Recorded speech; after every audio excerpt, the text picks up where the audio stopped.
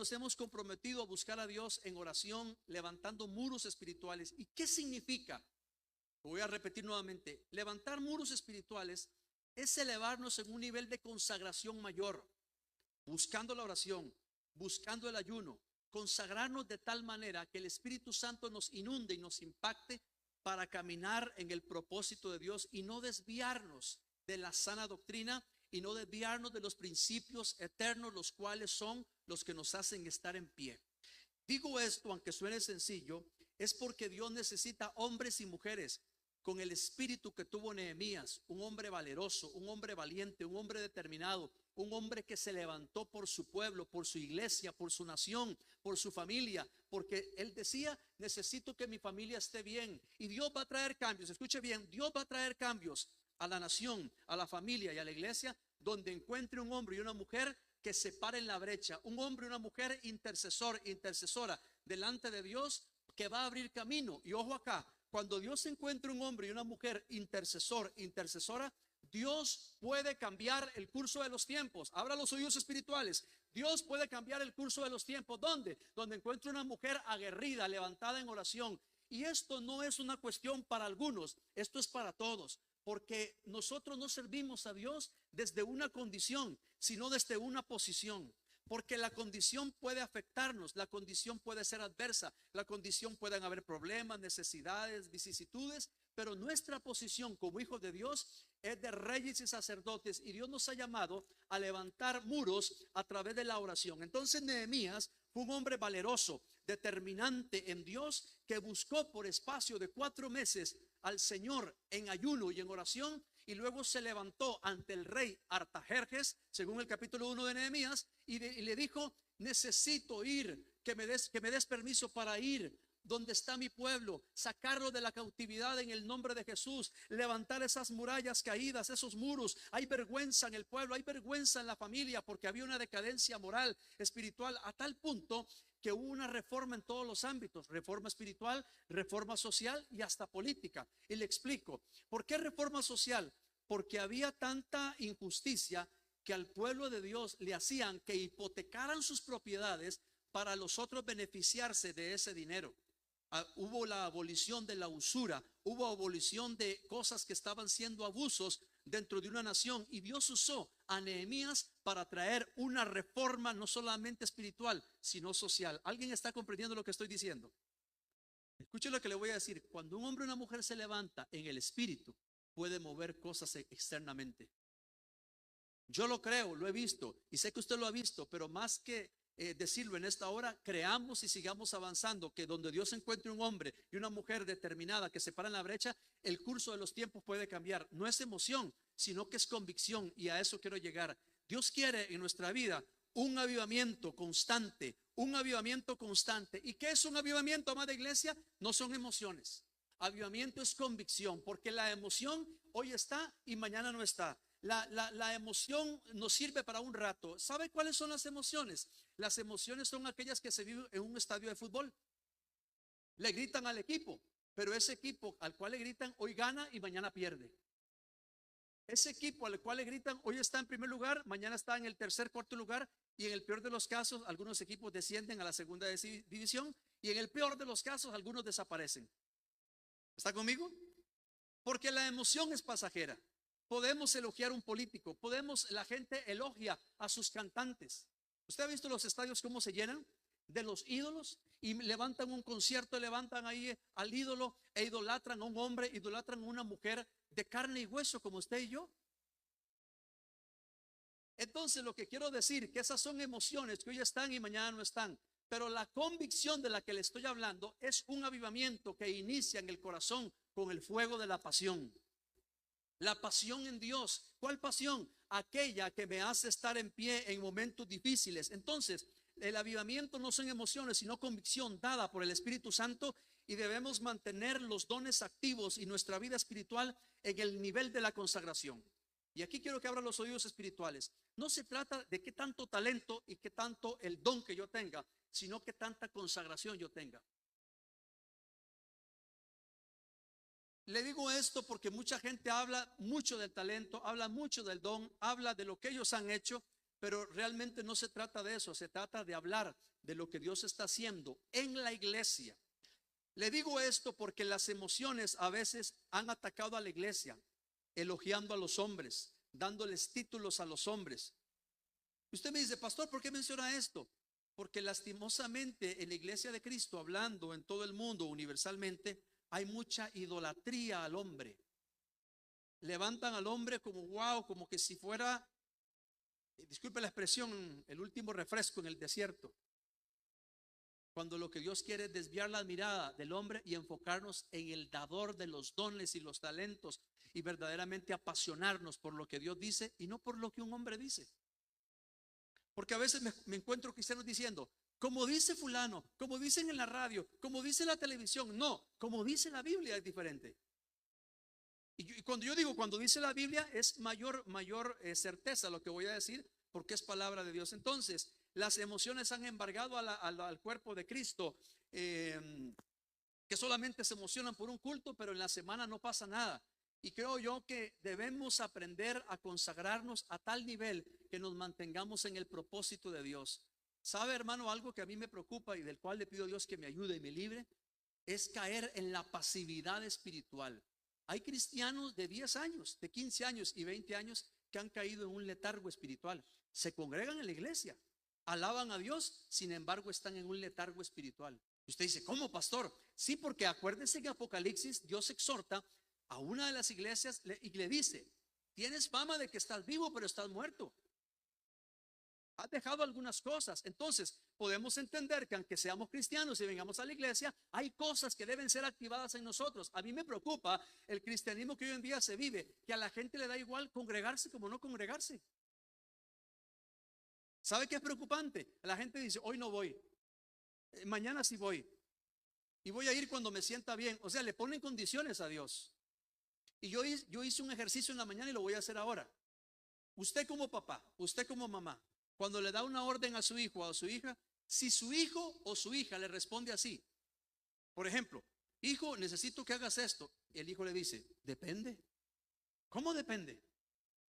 Hijo, necesito que hagas estas tareas y hagas caso en esto, y que el hijo le responda, yo hago caso, depende.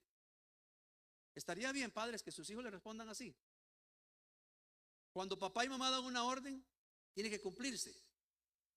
Pero cuando el hijo dice, depende. ¿Cómo depende? Y algunos, como llaman en Costa Rica, ¿verdad? Es que no sé cómo llamarle. En Costa Rica utilizamos cara de barro, pero en otros países, mejor no digo, en otros países no sé cómo se dice. Que suena feo decirlo, son sinvergüenza, ¿verdad? Sí, que le dicen al papá, yo hago esto, pero si usted me compra la blusa que yo quiero. Lo sobornan, ¿verdad? Yo hago esto, pero si usted me lleva al lugar que yo le dije. Manipulación, ¿verdad? No estaría bien, porque cuando papá y mamá dan una orden, tiene que cumplirse. ¿Estamos de acuerdo? Ahora bien, vamos a traer eso al plano espiritual. Dios nos da una orden. No dejen de congregarse, según Hebreos 10:25. Dios a través del escritor dice, no dejen de congregarse. Es una orden. Y una orden que viene con recompensa, pero luego dice, como algunos que tienen por costumbre. ¿Usted conoce a esos hermanos que tienen por costumbre no congregarse? No tenga miedo, si yo los conozco. Y yo no estoy criticándoles a ellos, estoy criticando el accionar, que siendo cristianos deben dar un fruto de calidad. Se lo voy a poner más fácil para que no se me quede viendo así muy serio. Se lo voy a poner más fácil. Usted es un mecánico. Hagamos de cuenta que usted es un mecánico. Vamos al mecánico, al taller mecánico Lewis y compañía. Excelente. Entonces resulta ser que el taller mecánico, no hay herramientas, después las compro. No voy a limpiar, ahí que se quede. Y empiezan a descuidar el negocio y llega la gente a arreglar los carros. Mira, no tenemos personal, no podemos hoy. Y empiezan a flaquear. ¿Qué cree usted que pasa al final del tiempo? La gente no va a ese taller porque no hay servicio al cliente, porque no hay voluntad, no hay actitud. Por el contrario, él tiene que dar lo mejor. Mi taller tiene que ser el mejor. Mi taller tiene que representar quién soy yo. La limpieza, la atención al cliente, la actitud. Vamos a llevar al cliente, vamos a dejar lo mejor de cómo entró el carro. ¿Por qué? Porque tienen que dar lo mejor de su empresa. Pero me encuentro cristiano, soy cristiano, y vemos el nivel de vida. No se congrega, no ora, no lee la Biblia, no ayuna. Y entonces, ¿a qué compañía representa? Si usted representa la compañía del cielo, entonces tiene que ser como el papá es. ¿Y cómo es su papá? Honesto, honrado, con actitud. Usted no vea, antes se nos vendía un evangelio que Dios era un señor allá en el cielo de barba, enojado, que si cometías un pecado te iba a matar. Y nos enseñaron otro Dios. No nos enseñaron al Dios de gracia, de favor, de misericordia, dinámico. ¿Saben que Dios es dinámico? Dios no es pasivo. Entonces aquí el asunto es, ¿por qué la iglesia cae en letargos espirituales? ¿Por qué la gente deja de orar? Hermano, una iglesia que no ora es una iglesia que se va a secar. Un cristiano que no ora, que no se congrega, es peligroso porque son síntomas de un cristiano que se está enfermando. Ahora alguien me dice, no, pastor, yo busco al Señor en mi casa. What moment, please. Hebreos 10:25, ¿qué dice? ¿Alguien me lo puede decir nuevamente? Ok, ahí no dice, no te congregues, porque Dios está en todo lado, entonces quédate en tu casa. Ahí no dice eso. Lo que pasa es que queremos acomodar el evangelio a nuestro favor.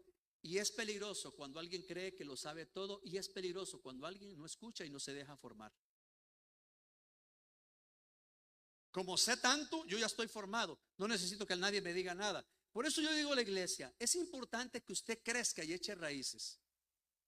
Porque si usted anda para acá, si usted anda para allá, usted va a ser inestable. Y el hombre de doble ánimo es inconstante en todos sus caminos. En la mañana hice este ejercicio y lo voy a hacer nuevamente. Hermanas que están felizmente casadas. Voy a repetirlo. Hermanas que están felizmente casadas. Bueno, estaba preocupado. Usted tiene que hacer así.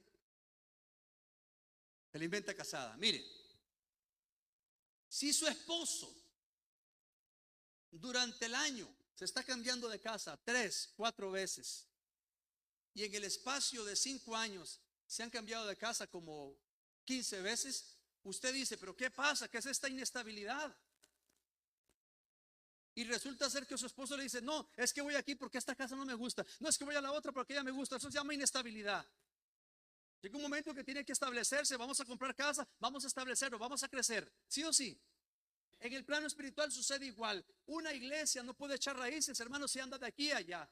Yo creo que el cristiano tiene que aprender a ser maduro y levantar muros espirituales y volver a las raíces del cristianismo y decir, vamos a crecer en palabra, vamos a crecer en ayuno, no vamos a crecer en emociones, sino en convicción. No lo digo por usted, lo digo en sentido general. Hay gente que a veces va donde mejor el sol le brilla. Es que allá voy porque allá cantan más. Es que voy allá porque allá hacen esto. Hermano, no se trata de escoger la iglesia al gusto. Hoy pareciera que ser la iglesia al gusto. La iglesia no es ninguna tienda. A ver, esta no me gustó el templo. Vamos a otra. Esta no me gusta porque el pastor no me saluda. Esta sí me gusta porque hay un apóstol. Aquella me gusta porque hay un profeta.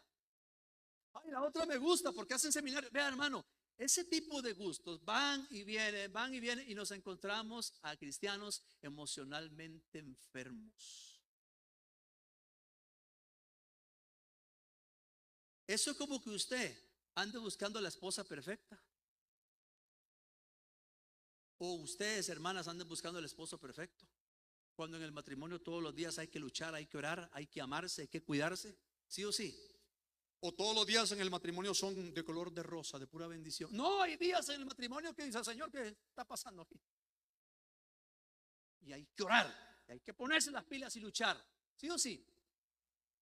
Pues lo mismo sucede cuando nos comprometemos en la obra. Hay que echar raíces. Y le digo esto con todo mi corazón, porque cuando nosotros divagamos en el emocionalismo de que me siento mejor acá, me siento mejor allá, Dios dice, echa raíces. Necesitas un avivamiento de oración, de ayuno, de intercesión, porque debemos estar en el alto nivel de la consagración, que significa sacrificar nuestro yo, nuestro orgullo, nuestro ego y decirle, Señor, aquí estoy, haz de mí lo que tengas que hacer, pero quiero ser un hombre como Nehemías, una mujer con el espíritu de Nehemías, valeroso, entendido en la palabra y en los tiempos, con pasión, con deseo, que dejó sus intereses y le dijo al Señor, voy a luchar por mi familia, voy a luchar por mi nación, voy a luchar por el ministerio, voy a pararme en la brecha. ¿Y sabe qué? Dios cambió el curso de los tiempos en la vida de Nehemías, porque hizo volver al pueblo de la cautividad cuando no se podía hacer humanamente hablando.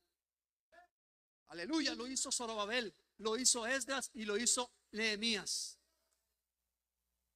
Y la iglesia está en esta tierra no solamente para ocupar una silla los domingos, está en la iglesia para afectar su comunidad positivamente a través de la oración, a través del testimonio. La iglesia está para que en el trabajo afecte positivamente su entorno, hable de parte de Dios, diga las cosas de parte de Dios, que la gente vea a Cristo en ti donde quiera que vayas y con quien estés, que la gente vea en ti esa consagración en todos los altos niveles. Es necesario, no son emociones, es convicción, convicción. Así que la consagración, mi hermano y mi hermana, nos hace fuertes. Y la consagración no es negociable. No es me congrego si puedo, me consagro si siento ganas, adoro a Dios si siento. Esto no es de sentir, esto es una decisión. Y Dios va a trabajar con una decisión y con un deseo. Dios no va a trabajar en aquellos que no quieren. Entonces, aquellos no quieren, muy bien, tú no quieres, estos sí quieren, con esto voy a trabajar. Ustedes no piensen que Dios es alcahueta. Ay, mi hijito no quiere orar, pero voy a ayudarte. No, no, no. Sí o sí. Porque la Biblia dice, si tú pones tu mano en el arado y vuelves a ver atrás, ay, sí, Señor, mira lo que está atrás. No eres apto para el reino, dice la Biblia. Así de fácil. No eres apto para el reino. Muy bien. Pero hay aspectos para traer un avivamiento a nuestra vida. Ahora bien, los capítulos 8 al 10 del libro de Nehemías describen uno de los más grandes avivamientos en la época del Antiguo Testamento. Demuestran varios principios fundamentales para el avivamiento y la renovación espiritual. Escuche bien, vamos a hacer una retrospectiva. Dios levanta a Nehemías para construir los muros en 52 días. Es por eso que estamos orando durante 52 días. Pero Dios usa también a Esdras, que fue contemporáneo de Nehemías, para renovar o reformar el altar. La adoración del templo también estaba destruida. Y Dios empieza a levantar a estos hombres para traer restauración física, restauración emocional, restauración social, política y restauración espiritual. ¿Por qué? Porque Dios lo estaba haciendo a través de dos hombres para traer lo que Él quería sobre esa nación. El avivamiento inicia cuando hay un corazón sediento de la palabra de Dios. No son emociones, es convicción, y la emoción no, la emoción pasa, la convicción no pasa. Antes de leer esto, quiero decirle también algo. Hace unos domingos lo dije y lo dije en el primer culto. Nunca voy a entender por qué los cristianos, cuanto más años de cristianismo, más pasivos se vuelven. He visto gente que está recién convertida, lloran, se quebrantan, están en la primera fila, se congregan. Conforme pasa el tiempo, se vuelven más haraganes, se vuelven más perezosos. Yo pregunto por qué. Perdieron el primer amor. Pero me llama la atención de algo, que hay gente que dice, no, hermano, yo ya pasé por eso, ya pasé por ese tiempo. ¿Cuál tiempo? ¿Cuál tiempo? Otro ejercicio. ¿Cuántos tienen más de 20 años de casados? Ok, acá tengo, ok. Les pregunto a los que tienen más de 20 años de casados, ¿qué se supone cuando llegan los 20 años? ¿Amar más al cónyuge o amarlo menos? Usted me dice, pastor, ¿qué pregunta más lógica? Así de lógica es lo que yo, la pregunta que yo hago. Cuanto más estemos con el Señor, ¿por qué el amor decae? Yo no puedo decir, bueno, yo ya tengo tantos años con mi esposa, la amo menos. Y algunos cristianos carnales, hoy en día, que están creyendo en un evangelio barato, dicen, no, no, ya no siento estar con esta mujer, mejor me voy con la otra. No, tampoco con esta y con la otra. Y cambian de mujer como cambiar de camisa. ¿Saben por qué? No estoy hablando de casos concretos, hay casos de casos. Estoy hablando de la gente cuando no hace la voluntad de Dios. Estoy hablando de la gente que no lucha. Estoy hablando de la gente que se toma como muy ligero el matrimonio. Lo que quiero decir es que cuando venga el momento difícil, usted hizo un voto en las buenas y en las no tan buenas. Y algunos hombres injustos en las malas han dejado a la esposa. Ojo acá. Cuando yo hice un voto delante del Señor, aquí estaré contigo, Señor. Entonces, cuanto más pasa el tiempo en su matrimonio, más amor tiene que haber. Cuanto más pasa el tiempo con mi Señor, 20, 30 años de convertido, más pasión y más amor tengo que tener por Él. Ahora la pregunta es, ¿por qué yo antes veía cristianos que danzaban, aleluya, te adoramos, y danzaban y gritaban y adoraban al Señor? Y hoy en día, como están muy grandes, hoy en día, como algunos ya son profetas, como ya soy apóstol, ¿verdad? Soy apóstol, ya eso no es mi nivel. Entonces, como soy apóstol, tienes que saludarme. Y se olvidaron del Dios que lo llamó y perdieron la pasión por adorar. Voy a decir algo con mucho respeto. A veces hay líderes que pasan en la oficina y solo bajan cuando les toca predicar y no están en el culto. ¿Y dónde está el pastor? ¿Y el pastor? Ahí está en la oficina, ahí tomándose el cafecito o el tecito para la garganta. No, el pastor tiene que estar aquí metido con el Señor, porque no es más ni menos. Somos el cuerpo de Cristo, pero con el tiempo vamos cambiando cosas que Dios nunca nos mandó a cambiar. Necesitamos una renovación, un avivamiento para volver a la pasión. Entonces yo pregunto, si usted tiene 20 años, 30 años en el Evangelio, yo no puedo concebir a un cristiano, vamos a adorar a Dios. ¿Está esperando el bus o a quién? Pastor, lo que me está diciendo no me gusta. Bueno, ahí si no le gusta, hágala de Celia Cruz, échele azúcar para que le sabe dulce. No, pastor, al final del culto lo espero, no hay problema. Ahí está mi hermano Juan que me defiende. Está llamando Lewis. Si usted quiere hablar conmigo al final del culto, hablemos al final, pero yo llamo a Lewis y a Juan por aquello, ¿no? ¿Estamos de acuerdo? Pero no nos gusta esto. Necesitamos convicción para que cambie nuestra perspectiva. ¿Sí o sí? Número 1, pasos para mantener el avivamiento es la confesión. Diga conmigo, la confesión. El pueblo de Dios siempre mantuvo la confesión delante del Señor. Y vamos a leer en Nehemías el capítulo 9, versículo 1 al 3. Capítulo 9, versículo 1 al 3. Leemos Nehemías capítulo 9, versículo 1 al 3, dice así: el día 24 del mismo mes se reunieron los hijos de Israel en ayuno y con cilicio y tierra sobre sí. Versículo 2. Y ya se había apartado la descendencia de Israel de todos los extranjeros, y estando en pie, confesaron sus pecados y las iniquidades de sus padres. Versículo 3. Y puestos de pie en su lugar, leyeron el libro de la ley de Jehová su Dios. La cuarta parte del día y la cuarta parte confesaron ¿qué? Sus pecados y adoraron a Jehová su Dios. Si usted lee el libro de Nehemías, hubo un culto de 7 días. ¿Está escuchando? 7 días, un culto. Y cada día lo hacían durante 6 horas, adorando al Señor y leyendo la ley. Pero ojo acá, dice que el pueblo confesaba ¿qué?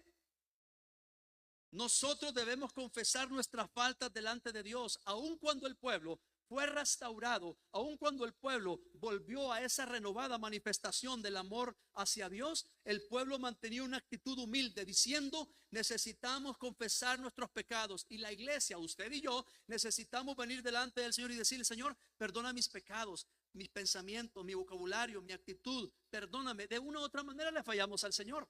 Claro está que en el libro de Gálatas habla de pecados de la carne, obras de la carne: adulterio, fornicación, lascivia, disensiones, herejías, pleitos, celos. Esos son pecados. Pero también pecado, ¿sabe qué es pecado? Pecado es orar y no hacerlo. Pecado es no leer la Biblia. Entonces alguien dice, los fariseos decían: yo ayuno, yo leo la ley, yo ofrendo, yo ayudo a la obra. Pero lo hacían sin pasión, solamente para que la gente los viera. Mas en cambio el Señor nos quiere enseñar que debe haber una pasión tal en nuestra vida que marque la diferencia. Entonces, amada iglesia, ¿por qué debemos confesar nuestros pecados? Porque de una u otra manera le fallamos al Señor, en actitud, en pensamiento. Entonces cada día debemos venir delante del Señor y decirle: Señor, si hay pecado en mí, perdóname, límpiame, purifícame. Señor, tal vez dije lo que no tenía que decir, escuché lo que no tenía que oír, pensé lo que no tenía que pensar, vi lo que no tenía que ver, e hice lo que no tenía que hacer. Lávame con tu sangre. La confesión. ¿Por qué? Porque la Biblia dice en Hechos también que para que tengamos tiempos de refrigerio de parte de Dios es necesario confesar nuestros pecados. Y hay veces, hermano y hermana, no queremos confesar pecados aún que están escondidos y no queremos traerlos a luz. Porque uno dice, Señor, te entrego todo a ti. Y cuando Dios se mete muy adentro y te toca aquello que no quiere, ay, no, eso no, Señor. Entonces,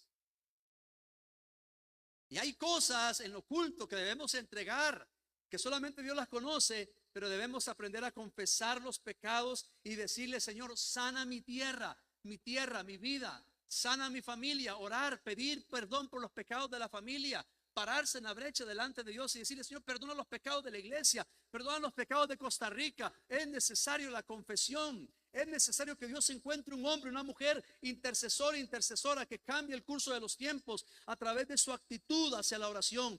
La oración es importante, pero cuando hacemos oración es la confesión también. Cuando hablamos de confesión, lo que se habla acá es que el arrepentimiento del pueblo fue profundo, fue continuo. Ellos siguieron buscando a Dios al ayunar, al humillarse delante de Él y confesar su pobreza espiritual y separarse de lo que a Dios no le agrada. Hay cristianos que ya no saben qué es el ayuno y va a ayunar y con qué se come eso. Dicen, no, si es ayuno no se come con nada. Tal vez a usted le parezca esto un poco absurdo, pero sí, hay cristianos que ya no saben qué es ayunar. ¿Por qué? Porque ahora estamos muy modernos. ¿Sabe qué me contaban unos hermanos en cierto lugar, en cierto país, para no decir nombres? Que el culto era rápido, un culto de 1 hora. Un culto de 1 hora. Usted sabe, hermano, un culto de 1 hora. Apenas voy a empezar a danzar cuando ya están terminando. Rápido, rápido.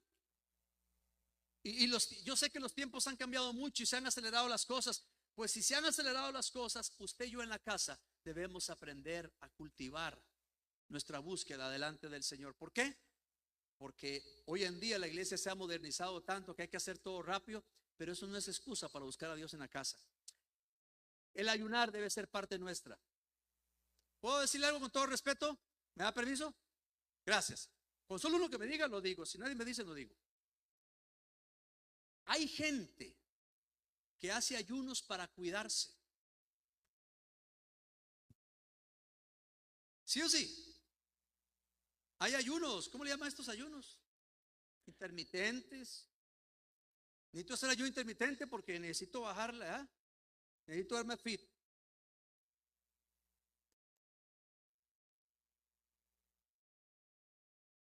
Y si hacen ese esfuerzo para cuidar el cuerpo, ¿por qué no ayunan para buscar al Señor?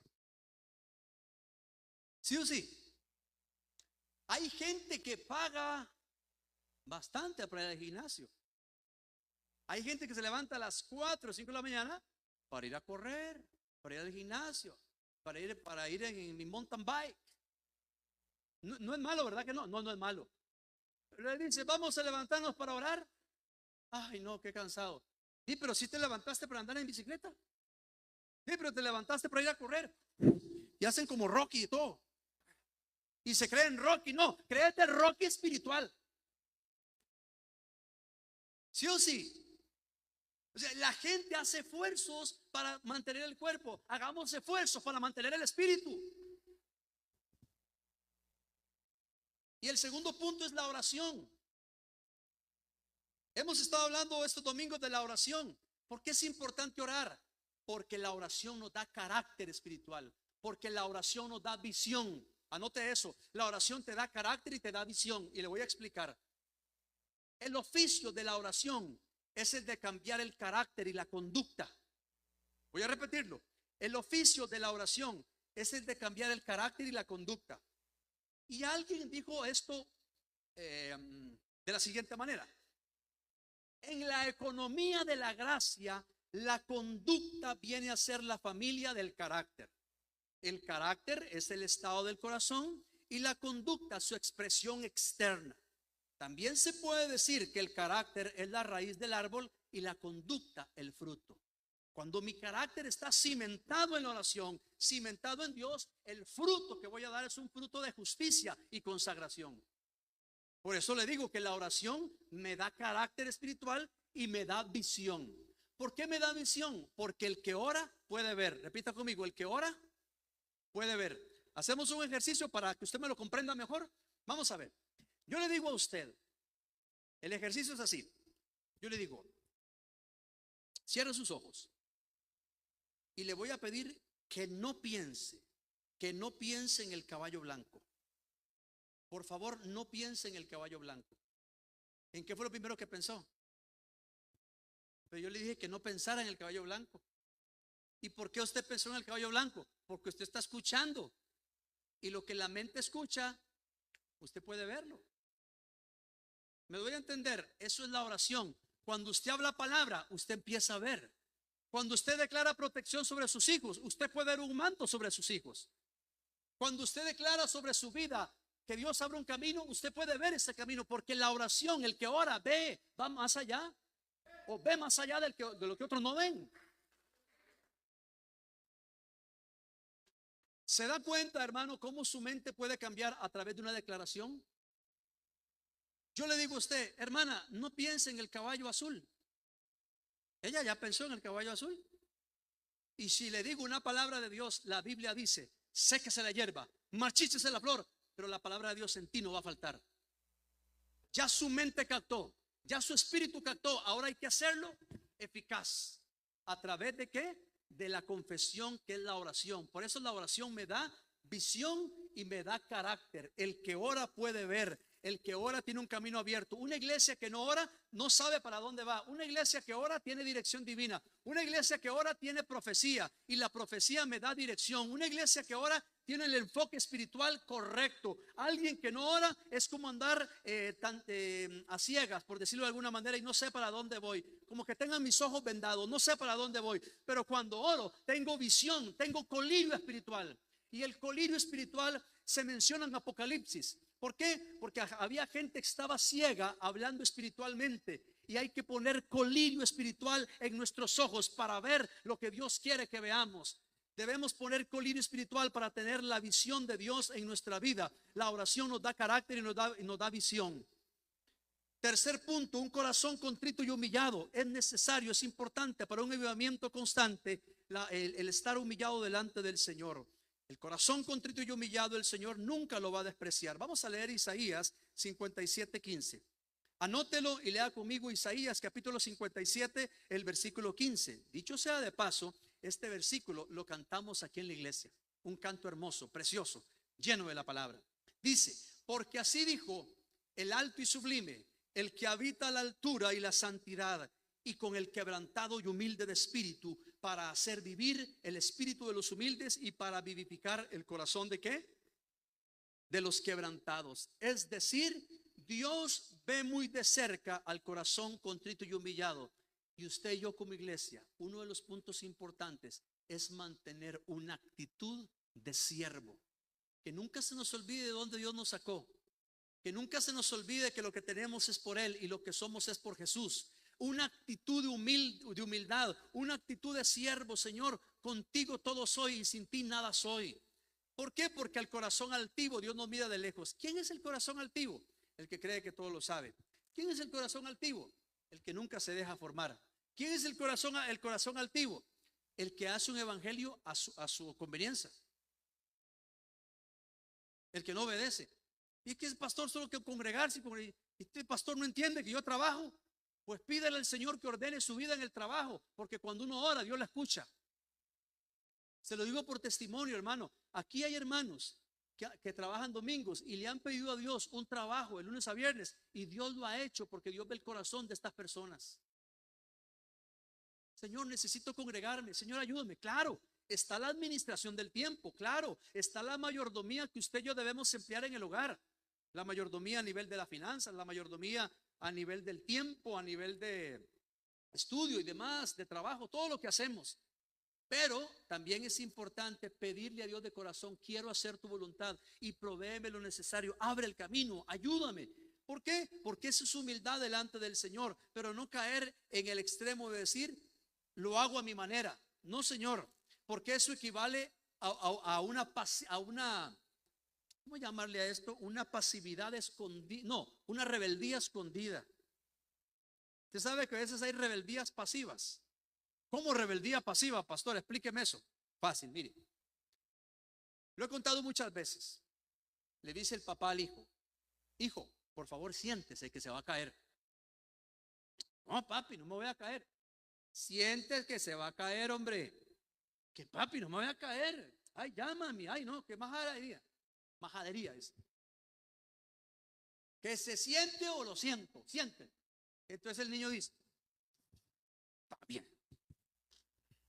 Ya me senté, pero aquí estoy de pie. Entonces era obediencia a eso. ¿Es obediencia? No es obediencia porque realmente lo hizo, mas internamente no obedeció. Es una rebeldía pasiva. Y a veces hay cristianos así. Dicen sí, pero por dentro dicen: no me parece. Lo voy a hacer así, pero yo lo haría mejor. Cuidadito con eso, hermano. Al corazón contrito y humillado, Dios no lo desprecia. Pero al altivo, y a veces hay siervos que se han vuelto altivos. Le voy a contar algo aquí, aunque me están grabando, ¿no? En una ocasión iba yo con mi esposa y vimos a un siervo de Dios, un pastor conocido ya en Costa Rica, conocido en redes sociales, en radio, en televisión, una iglesia numerosa. Pero ese pastor que mi esposa conocía, habían sido compañeros de juventud, en el sentido de una iglesia, pues se congregaban en la misma iglesia y eran compañeros de equipo y se conocían bien, salían con los jóvenes. Eso que uno sale con los jóvenes: ¿cómo vamos a comernos un helado? Qué sé yo. Y lo conocía. Y resulta ser que ya mi esposa lo saluda con el nombre y: hola, ¿cómo le va? Y eso fue todo. Y me dice mi esposa: ¿y este? ¿Qué tanto he cambiado yo? Me dice, en tantos años que no me conoció. Digo, no. Sencillamente: hola, ¿cómo le va? Como que si no la conociera.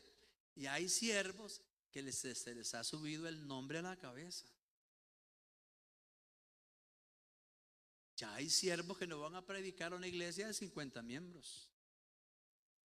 Solo van a predicar a la iglesia que tiene 5,000 y 10,000 miembros. Que Dios nos guarde. ¿Alguien me está comprendiendo? Invítenme a una iglesia grande. ¿Qué significa esto? A ver, estoy haciendo mimo, no, mentira. ¿Qué significa esto? Una iglesia grande, mucha plata. Que Dios nos guarde de eso. Eso puede ser orgullo espiritual. Y así podemos mencionar muchas cosas. Hermano Juan, ya no me diga pastor, dígame apóstol. Y si no me dice apóstol, yo me siento ofendido. Ay, pues ¿qué me creo? Cuando Dios dice que somos siervos. No, Lewis, a partir de mañana, apóstol. Como dicen los jóvenes, ¿a quién va a engañar? Somos siervos. Y cuando estemos en lo más alto, nunca se nos olvide que al corazón contrito y humillado, el Señor no lo desprecia.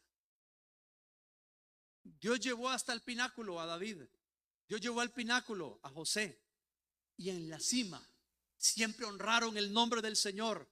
Nunca se olvidaron de quiénes eran. Nunca se olvidaron de dónde Dios los sacó. Nunca se olvidaron de la gracia y la misericordia, que lo que tenemos y lo que somos lo debemos solo a Cristo. El corazón contrito y humillado, el Señor no lo desprecia. Seamos humildes delante de Dios. Y le voy a decir 2 puntos más. El otro punto es el cuarto, es un rechazo de la conducta pecaminosa de la sociedad contemporánea. Estamos hablando de que para que haya un avivamiento debe haber en nuestra vida un rechazo de la conducta pecaminosa de la sociedad contemporánea. Nehemías capítulo 9, versículo 2. 9:2 de Nehemías dice así: y ya se había apartado la descendencia de Israel de todos los extranjeros, y estando en pie confesaron sus pecados e iniquidades de sus padres. Cuando dice la Biblia ya se habían apartado, es que habían hecho una separación de lo santo con lo profano. Acuérdense que cuando el pueblo estaba en ruinas, cayeron en idolatría, cayeron en pecados, se relacionaron con lo mundano. ¿Sabe qué pasó ahí? Hasta perdieron la esencia del hebreo, porque todo se volvió en arameo. perdieron hasta la esencia de cómo habían sido enseñados en cuanto al lenguaje. Entonces ellos se separaron de esa, de la sociedad con el mundo. Y me llama la atención, quiero que leamos 10:30 de Nehemías, 10:30. Porque quiero hacer aquí un énfasis. 10:30 de Nehemías, ojo acá. Separarse de lo mundano. Vean lo que dice ahí. Y que no daríamos, dice, nuestras hijas a los pueblos de la tierra, ni tomaríamos sus hijas para nuestros hijos. ¿Sabe qué quiere decir eso? Léalo en su casa en el contexto. Que no iban a darle a sus hijas a casarse con gente que no siguiera la línea que ellos tenían en cuanto a Dios. Ahí dice que no daríamos a nuestras hijas a los pueblos de la tierra, ni tomaríamos hijas para nuestros hijos. Aquí no pasa eso.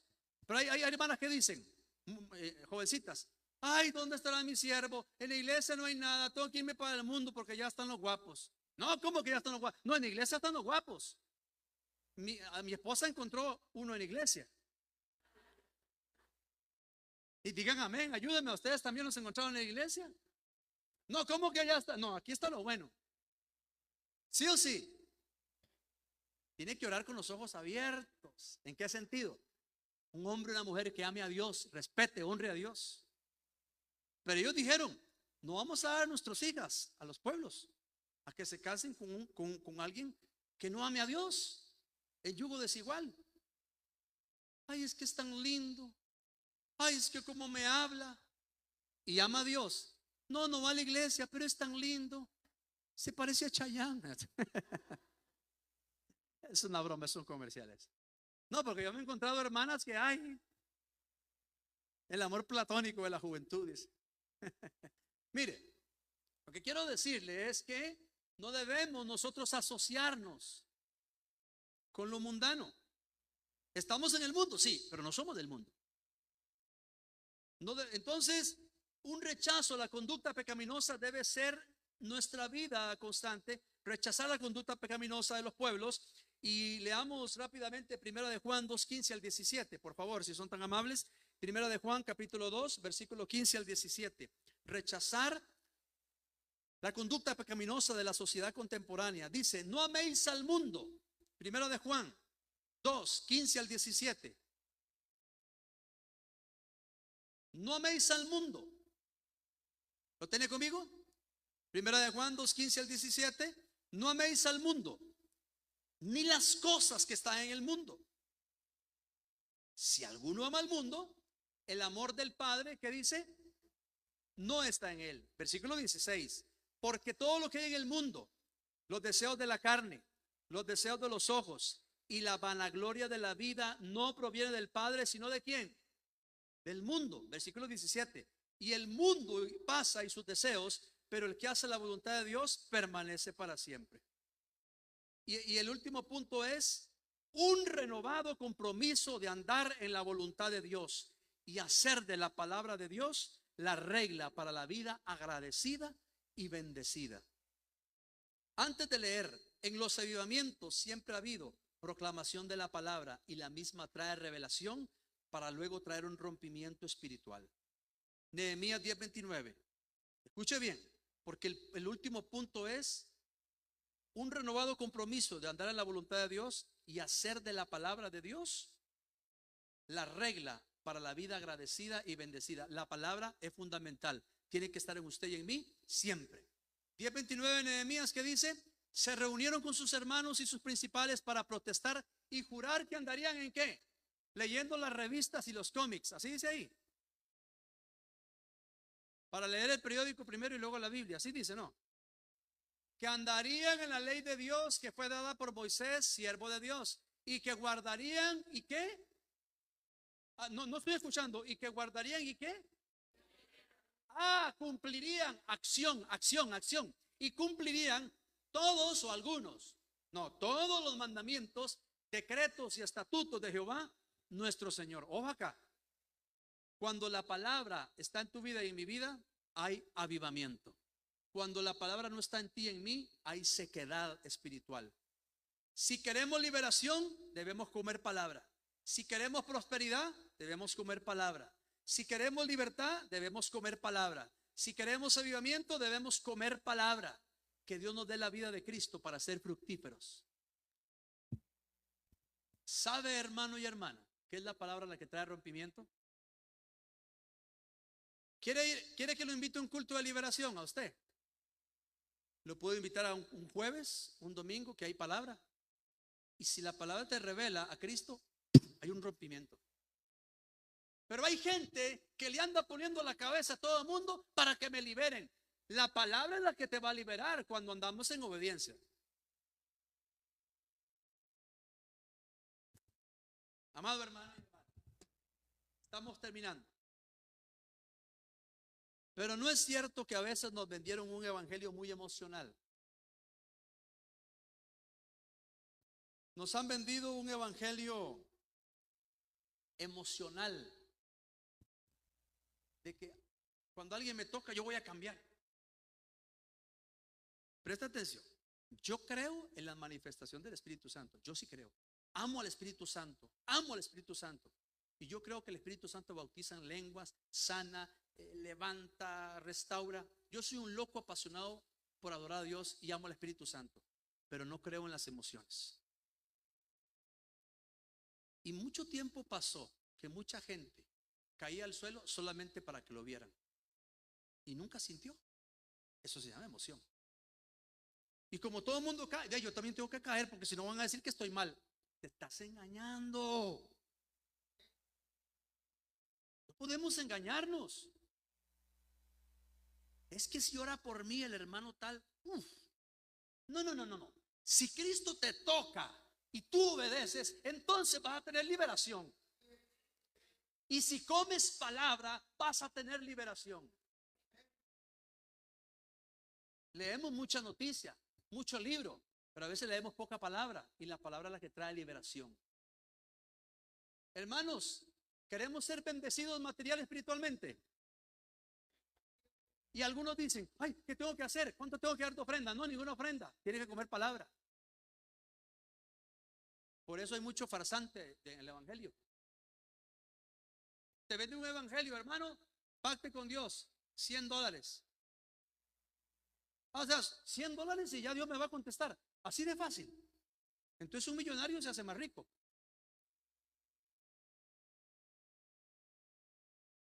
La palabra es la que trae liberación. A ver, hubieron muchos avivamientos a lo largo de la historia.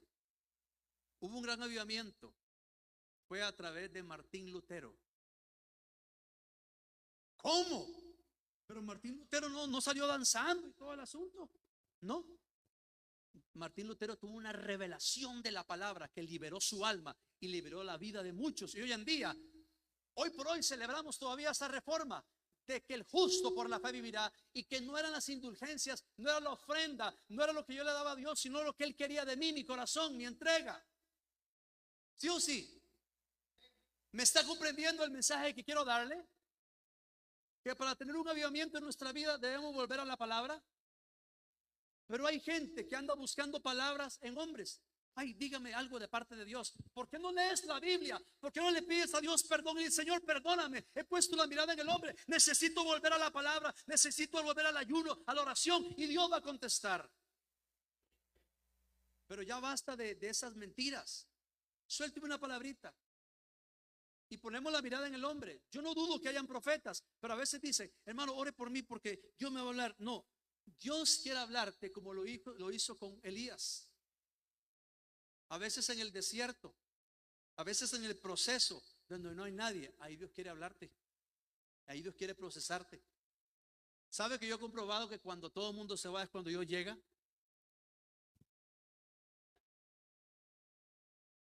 Hermanos, le puedo hablar mucho testimonio. Mi familia, en términos generales, hemos sido muy unidos siempre, y lo somos, gracias a Dios. Si algo falta, está el uno, mis papás, mis hermanos. Me acuerdo yo que hace algún tiempo yo duré 4 meses sin trabajo. Y hermanos, en esos 4 meses, y hermanas, no hubo nadie que nos, solamente fue Dios. Es decir, nadie sabía. 4 meses. recién nacida mi hija, Kerencita. Hermanos y hermanas. Y la gente llegaba con diarios. Yo no dije nada. Yo no puse cara de hermanos, oren por mí. No, no, no, yo seguí creyendo en Dios. No era orgullo, no era orgullo. Señor, yo te creo a ti. Y yo no sé, hermano, yo en ese tiempo no hablaba en inglés, ni todavía hablo, Abigail. Pero me llegaban ofrendas en dólares. No, yo le digo esto porque dicen, ore al Señor en inglés para que la bendición llegue en dólares. Yo no hablaba inglés y llegaba en dólares. ¡Ay, gloria a Dios! Y hermano, que $100, gloria, ¿y quién? Porque en ese momento yo no creí en el hombre, creí en Dios. Creí en la palabra, el justo por la fe vivirá.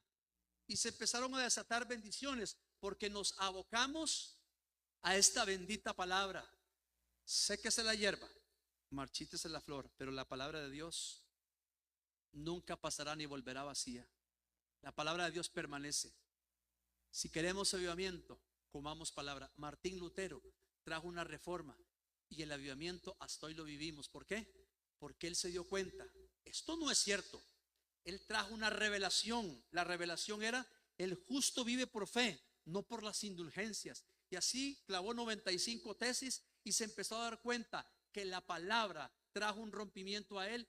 Y por causa de ello empezaron a acusarlo, lo excomulgaron, lo hicieron a un lado. Pero vino esta reforma. ¿A raíz de qué? De la revelación de la palabra. Cuando una iglesia lee la palabra, tiene revelación, la vida de Cristo entra en esa persona y fluye en el Espíritu. ¿Por qué? Porque la palabra trae liberación y trae rompimiento. Amén. Hermanos, nos ponemos en pie, vamos a orar. Estamos construyendo muros espirituales. Antes de orar, amada iglesia, antes de orar, estamos en semana de ayuno y oración. Si usted no ha ayunado, no ha orado, esta semana es la suya. ¿Estamos de acuerdo? Usted ayuna para otras cosas, vamos a ayunar para orar al Señor. ¿Quién me ayuda ayunando mañana lunes? Ayunando y orando, levantando. Gracias, hermanos y hermanas. El día martes. Gloria a Dios, otro buen grupo. El día miércoles. Gloria al Señor. Jueves. Bendito el Señor. Levante la mano sin miedo. Ya. Jueves. Día viernes. Bendito el Señor. Gracias, mis hermanos. Y el sábado, el que más cuesta, el sábado. Estos hermanos del sábado van a sacrificar el pinto del sábado. Gloria a Dios, aleluya. Y el domingo, ¿por qué? Levantando muros espirituales, orando a favor de la iglesia de Costa Rica y de la familia. Amén, mis hermanos. Así que le damos gracias a Dios. Padre, bueno, te damos gracias por tu fidelidad y por tu misericordia. Señor, gracias porque tú has sido bueno, eres bueno y nunca dejarás de serlo.